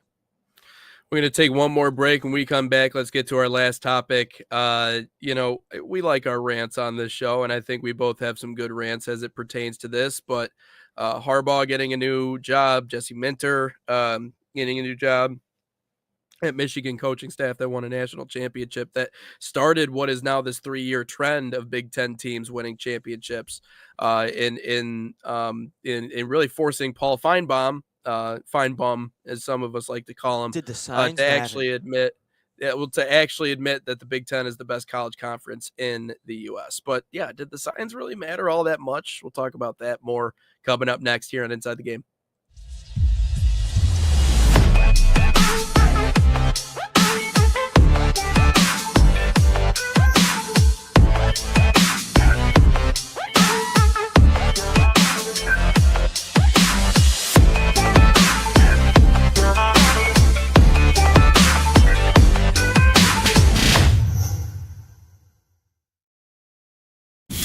Experience the thrill of the game like never before with NSN's Game Rewind. Dive into full match commentaries enhanced with cutting-edge dynamic graphics, letting you relive the highs and lows of your favorite matches in astonishing detail. Whether it's a championship win or a legendary play, NSN Game Rewind bridges the past and future with a broadcast experience designed to captivate. Call 586-304-4405 and start watching today.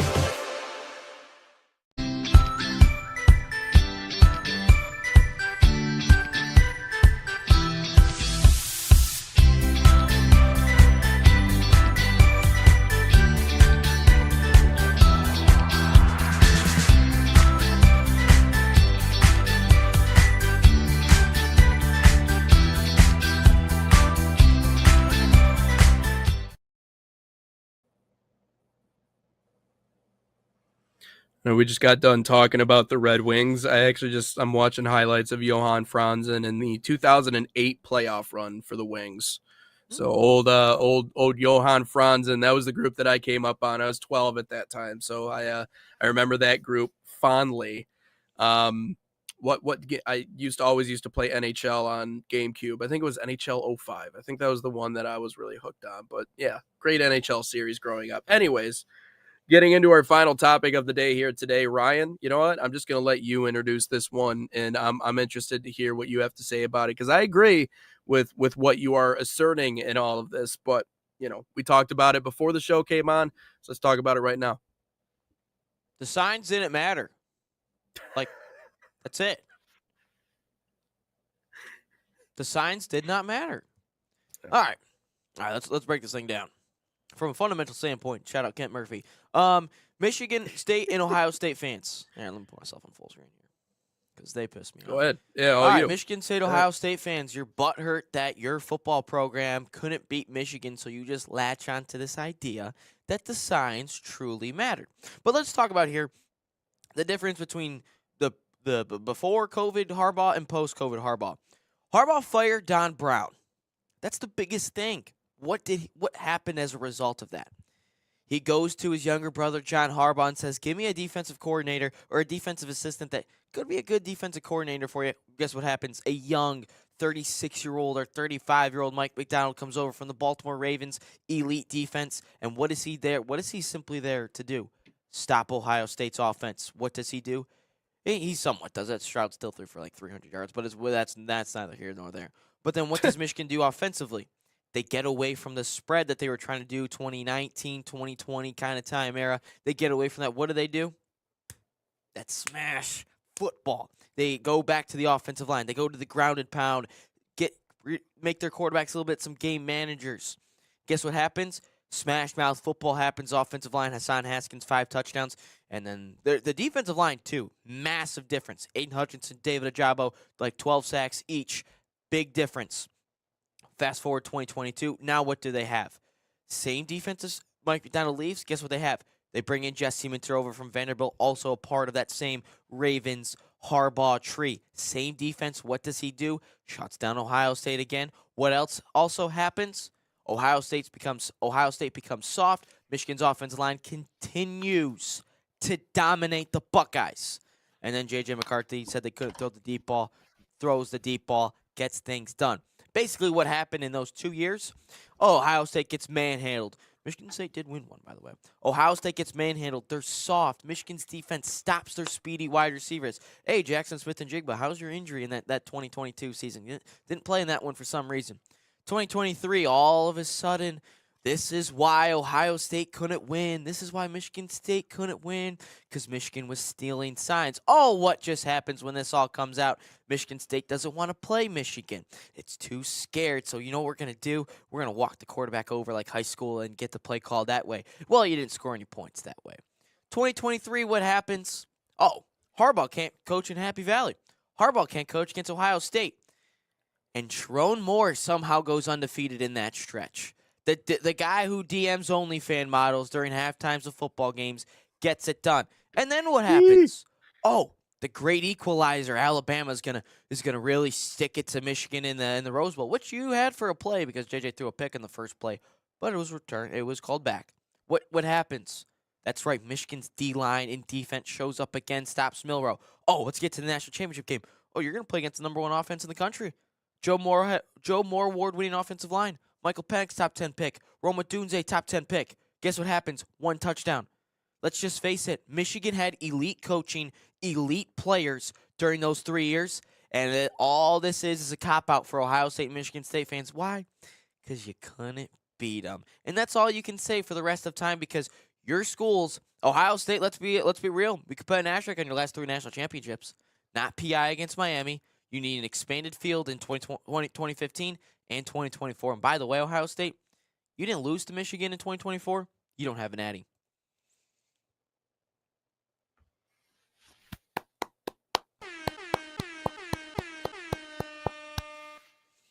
You script that out, or was that all that off the cuff? No, it was right off the dome. Fired all that. No, that's like a couple years though. That's a couple years though. I know you're building up to that. Yeah, you and I have done 16 episodes since the revamping of this. I'm surprised you didn't, section out a little time leading up to this episode today. You must have seen something. I should have just got muted a fire you, underneath off you. Screen. Just went my own way. Just kicked me rogue. out, man. You only got 10 minutes left. You should have just kicked me out of here. Yeah, did it yourself. But no, well done. I think you like question of the day. It's a good one.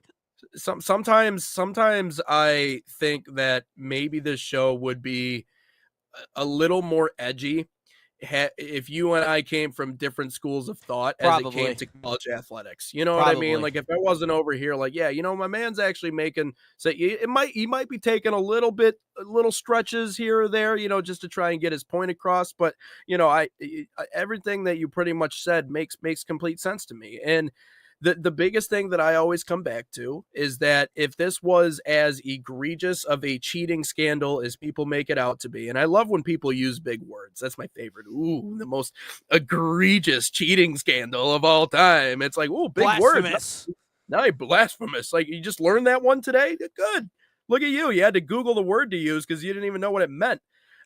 Just because you use big words doesn't make it any bigger than what it actually is. And the idea of teams cheating in college football in order to try to find an advantage, whether that be advanced scouting, whether that be whatever it may be, in using film, in using other people that are insiders, that friends, connections in the industry to try and get you a leg up on understanding what is this team doing behind closed doors.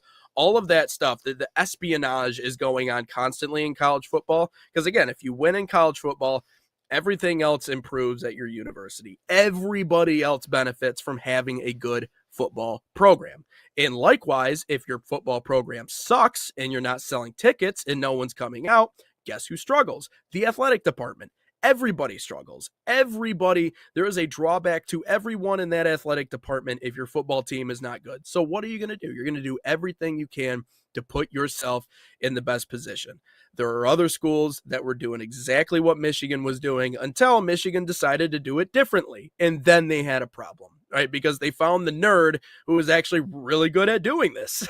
And that really pissed people off. Michigan's nerd was better. So Michigan's nerd was better. Sign stealing has been a part of the game of football since the inception of the sport. Sue me. Did Michigan do what they did? Yes, obviously they did, and they I think they admitted as much.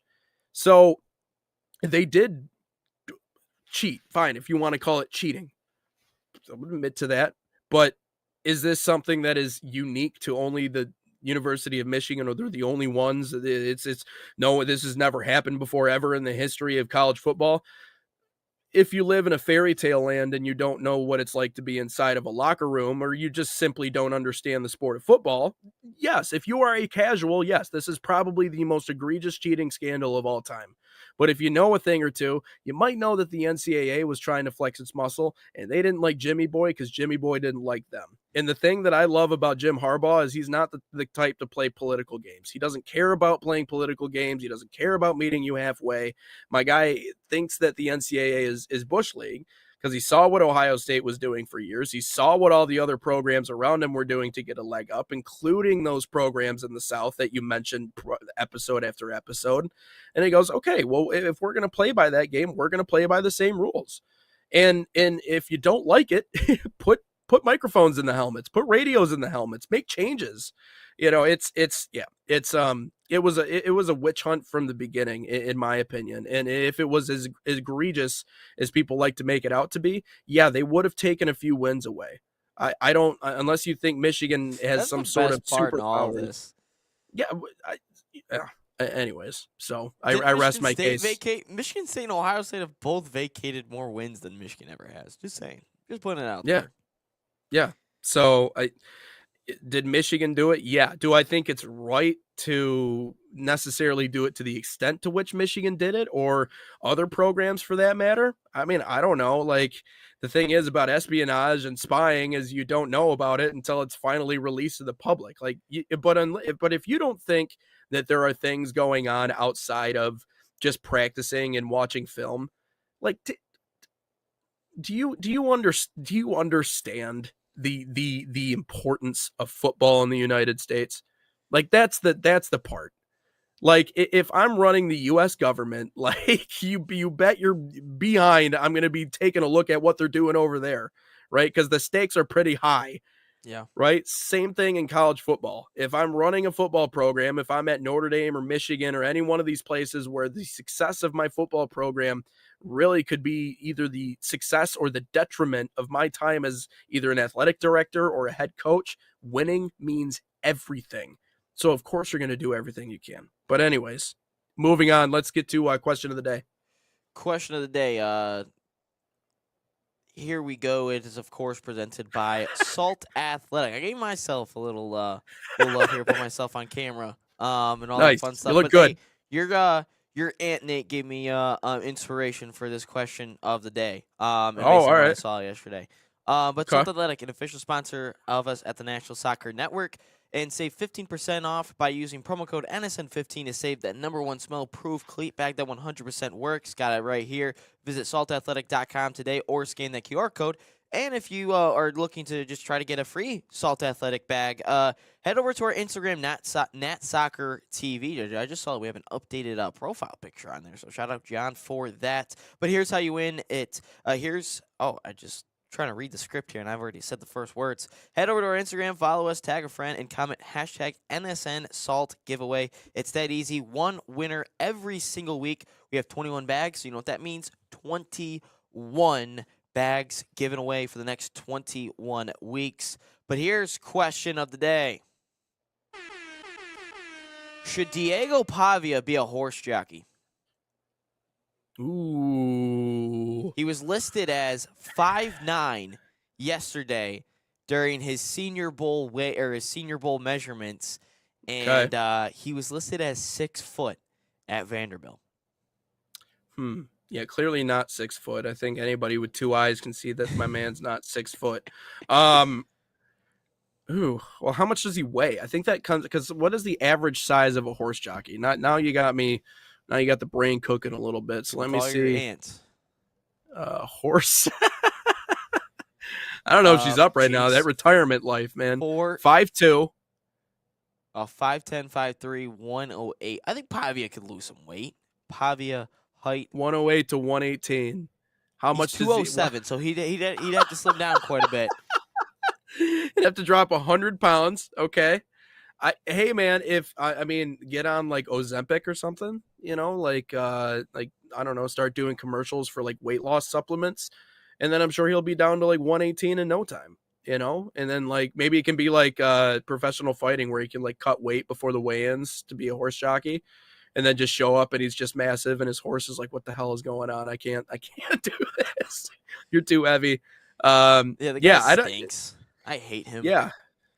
I mean, it's funny because I love existing in a world where on one side of the spectrum you have Diego Pavia and on the other side of the spectrum you have Fernando Mendoza. It might not be the most talented quarterback class of all time, but in terms of characters, I think we got a lot of characters this year. And I think that's what made college football kind of entertaining, because it's like, and then you got Julian Sayin, Sharon Moore in there, you got obviously the whole thing with Notre Dame and that drama. Yeah. Like, I will say, college football, I feel like has a little bit more in terms of like the drama side of things. And so, a lot of characters, but to go from Diego Pavia and his mom and his brother and like those people to Fernando Mendoza and God Bless America and, Mr. All-American Kid. Yeah, exactly. All glory to God. It's very, there's such a good team over there. All credit to them, but all glory to God. Yeah, you got a Bella Danger on the TV during the national championship game. What the heck is going on over here, man? Yeah, how terrible. I started paying attention last week. How could this happen? Then Cam Newton's getting ticked that the SEC isn't dominant anymore. It was like chaotic here. I think we're slowly like losing college football, not because of the NIL stuff, but I think just the characters we're getting, the media heads. I think we're just like slowly losing. We lost Lee Corso this year, not because he was dead, but he got off the College Game Day. Pat McAfee obviously becoming such a dog. What are you laughing about? Just the way you said that was hilarious. He didn't die. Don't worry. He's just not here. He's not over on the show there anymore. Now. He's in the nursing home. He's not on the show, but he's still here, guys. Don't worry.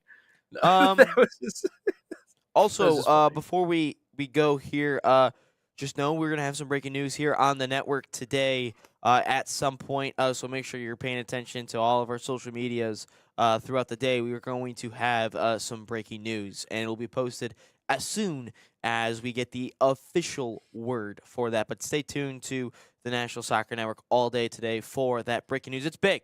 It's bigger than Diego Pavia's height. Some would say it's coming up momentarily. So keep your eyes and ears peeled, and we'll get that to you as soon as possible. But that's been episode 216, episode 2 of this week.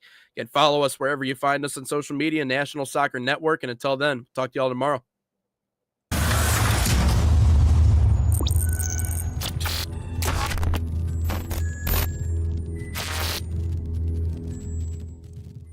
From the biggest matches to the hottest takes, Jonathan Turner and Nathan Wenger bring you the stories, the analysis, and the edge you won't get anywhere else. Streaming live weekdays at 9 a.m. on YouTube, Roku TV, Facebook, Twitter, and all major platforms. No filters, no fluff, just real